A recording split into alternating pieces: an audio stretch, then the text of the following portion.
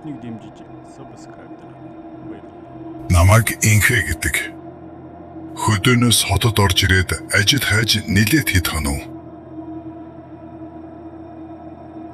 Хотод ажид олдох шиг хэцүү зүйл байсангүй. Зарын сонин эргүүл суутал тэрэлжид амралтын базар таруул авна гэсэн зар нүдэн туслаа. Шууд л дугаар руу залхахтар хүрээ дэр гэхэн дэр. Намрын дунд сар таарсан тул амралтын базрууд хаагдахдаг хүч хүн хөжгөн маш багассан үе байлаа. Эзэнтэй нь уулзахад байр, хоол үнгүүгээс гадна овоо хідэн дүүргийн цалин амссан тул би ч эрвэл зэдгүү зөвшөөрч яар тэр өдрөөсөө ажиллаа эхлэв. Эхний хэд хоног сайхан байлаа. Удалгүй амрагчид бүрэн тасарч тэр уудам хөндийд бараг л би ганцаараа үлдлээ. Нэгэн шөнө ээлжид эргүүлээ хийгээд дар чийдэнгээ барин хот гэж явтал шөнийн яг 3 цаг болов. Иргэн тойрон салхихгүй таг дохтон байсан ч амралтын газрын голд байх хүүхдийн товлоомын талбайн савлуур гинт хятан дуугарч эхлэв. Хачирхан гайхаж дар чийдэнгээ тийш нь тусахтал савлуур дээр хинч байсангүй. Харин хажуугийнх нь гол суурин орой дээр яг л утаагаар хийсэн мэт тас хар хүний сүүдэр сууж байхан тэр. Намайг харангууд өнөөх сүүдэр урагшаа маш хурдан үсэрч газарт боохта ямар ч чимээ гаргадгүйгээр ойн гүн рүү гүгээд орчихлоо. Би хөдөө өссөн болохоор элдв сүнс сүүдэр байдгийг гадарлана. Тиймээс элдвт цацаж айж цочирдохыг өртөл болгосонгүй. Аманда мэддэг маанаа уншсаар бушуухан шиг харуулын байр руугаа алхлаа. Ирэх 100 хүртэл ажиллахаар гэрээ хийчихсэн байсан болохоор ажлаа хаяад явж зүрхэлсэнгүй. Тэр шөнө өөр зүйл боссонгүй. Тайван өнгөрөв. Маргааш оройн бас л эргүүлээ хийгээд явж байтал яг өнөөх тоглоомын талбайд тэр сүүдэр над руу хараад зогсож байв. Хэсэв зогсож байснаа гинтэл агаарт дуусах мэт алга орчихсон. Энэ мэтчлэн шүн болгон л намайг эргүүл хийхэд өнөөх сүүдэр энд ч нэг, тэнд ч нэг харагддаг байлаа. Эхэндээ жихүүцмэр байсан ч явандаа дасчихсан. Анзаараад байхад тэр зүйл хөөрхий, хүнд ямар ч гим хоргүй, зүгээр л тэр эзгүй ойд анцаардсан нэгэн зөөлөн сүнс байсан та.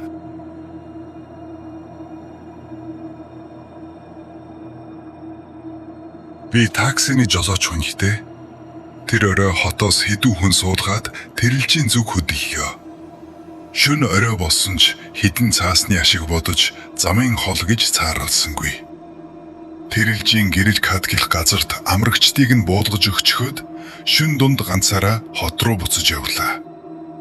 Тэр шин хачин өтгөн манан татаж урд талын зам бараг харагдахгүй байсан тул би хурдаа нилээд хасан. Гүүр рүү дөхөж явтал гүүрний яг наахнуур цагаан самцтай залуу хүн эмэгтэй гараа өргөөд зогсож байхан тэр. Эзгүй газар ийм хүүтэн шин юугаа хийж яваа хүн бэ гэж гайхан хажууд нь очиод машина зогсоолаа. Цонхоо буулгаад хаашаа явах вэ гэж асуудал өнөөх эмэгтэй юу ч дуурсангүй. Шууд л хаалар нээгээд ороод суучихлаа. Түүнийг машин суух агшинд яг л хөргөгчний хаалга нээх мэт маш хүйтэн агаар дагалдан орж ирэв. Би арын суудлал руу толиндоо харна. Хаачгүй дүүхүү гэж асуухад эмэгтэй урагшаа таг ширтсэн хэвээр гүүр даваад гэж маш сул дуугаар шивнэлээ. Би ч гүүрээр гараад хурдаа авн хэдэн минут явсны дараа дахин толиндоо хартал арын суудал таг хоосон байхан тэр. Машины хаалга нээгдэж хаагдаагүй. Тэгээд ч хурдтай явж байсан тул хүн өсөрч буух ямар ч боломжгүй байлаа. Сандарсандаа шууд л тормоз гიშгэж машина зогсоогоод арын хаалга нээн суудлыг шадралаа. Гэтэл суудлын бүрээс нь яг л дээр нь мэс тавьчихсан мэт нэгт нь орчихсон гар хүрхийн аргагүй мэс шиг хүйтэн байв. Тэр хавийн голын усанд өмнө нь нэг охин осолдож байсан. Сүнс нь гүүр хаваар харагддаг гэх яриаг урд нь сонсож байсан ч яг өөртөөгөө таарна гэж зүүдлээж үгүй явсан юм. Тэр дороо шар ус босож хаазаа тулган гიშгсээр шууд л хотын зүгд авчихсан да. Одоо ч тэр харанхуй мантай шөнийг бодохоор нуруугаар хүй төрөх шиг болдог юм. Хэрэлжийн замаар шүн ганцаараа явж исэн жолооч нарт тохиолддог бараг л домог болсон яриа бий. Нэгэн залуу шөнийн 1 цагийн үед тэрэлжээ сот руу буцахаар харанхуй замаар ганцаараа давхиж явжээ. Зам дагуух модод руу гэрлээ тусган явж байтал машины урд гинт нэгэн сонин амтэн шиг зүйл гүйж гарч ирэв. Тэр нь хүн шиг дөрвөн хөллөн гүүх боловч үе мөч нь маш урд, хачин хөдөлгөөнтэй, ямар ч үсгүй цагаан зүйл байлаа. Залуу сандарсандаа тормоз гიშгсэн ч өнөөх зүйл зам хөндлөн гараад ойн гүн рүү далд орчихов. Жолооч зүрх нь амаараа харах шахна. Хурдаа нэмээд давхиж байтал машины дээвэр дээр ямар нэгэн хүнд зүйл хүчтэй бах хийн буухан тэр. Тэгснээ машины хажуугийн цонхоор яг л дээрээс доошоо унтсан мэт уруу харсан хүний царай цонхны цаанаас ширтэж эхэлжээ. Тэр зүйлийн нүдэнд тас харанхуй. Ямар ч хүүхэн хараагүй байсан бөгөөд цонхыг урт хумсаараа маажиж аимшигтэй дуу гаргаж байв. Залуу ухаан ардахгүй тулд нүдээ тас анин хаазаа тултлан гიშгсээр тэрэлжийн уул зураас гарч төв зам руу нийлэх үед дээвэр дээрх чимээ алга болжээ. Тэрээр машин дээрээ хартал дээвэр дээр нь урт хумсны гүн зурааснууд үлдсэн байсан гэдэг. 2011 оны намрын сүүж үе байжээ.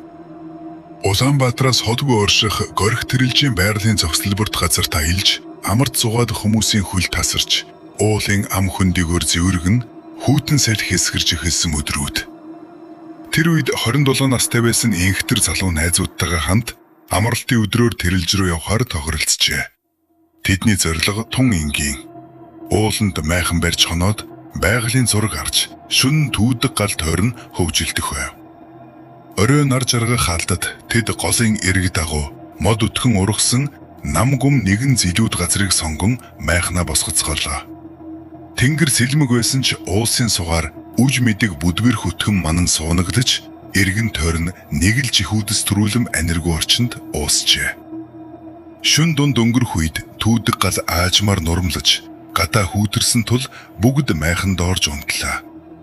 Гэтэл инхтэр гаднаас нэгэн хачин чимээд уулхан тэр. Шар.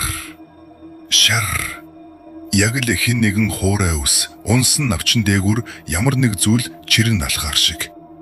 Тэр ихэндээ уулын мөнөг, эсвэл зэрлэг нохоо байх гэж бодсон ч өнөөх чимээ улам ойрцоор явсаар майхны яг хажууд ирээд зогсчихов. Тэгтэл гинт ток.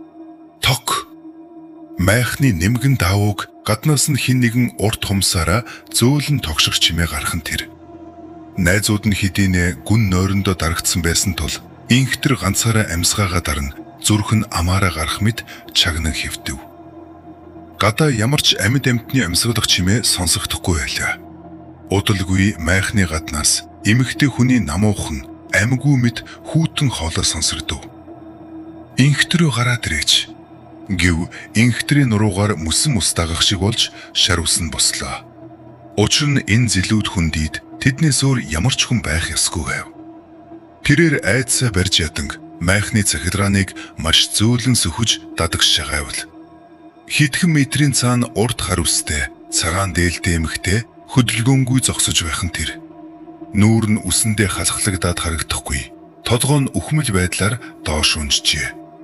Гэвч хамгийн аимшигтай нь тэр эмэгтэй хөл газар түрээгүй агаарт хөөрн тогтсон байлаа. Инхтэр айсандаа майхныхаа буланг тас дэвч найзуудаа сэрэх гэтэл дадаа байсан дүүс аажмар майхан руу дөхөж ихв. Шар өвс чирэг чимээ улам тодорч майхны гаднаас дахин тогшлоо. Ток. Энэ удаа илүү хүчтэй яаруулсан мэт. Сандарсандаа нэг найз нь гинт сэрээд "Хинбэ?" гэж чангаар хаширв. Тэр даруй бүх чимээ хотхоор зүссэн мэт тас унлаа.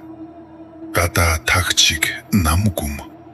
Зүрхэн дэссэн залуус дарч хийдэнгээ асаан.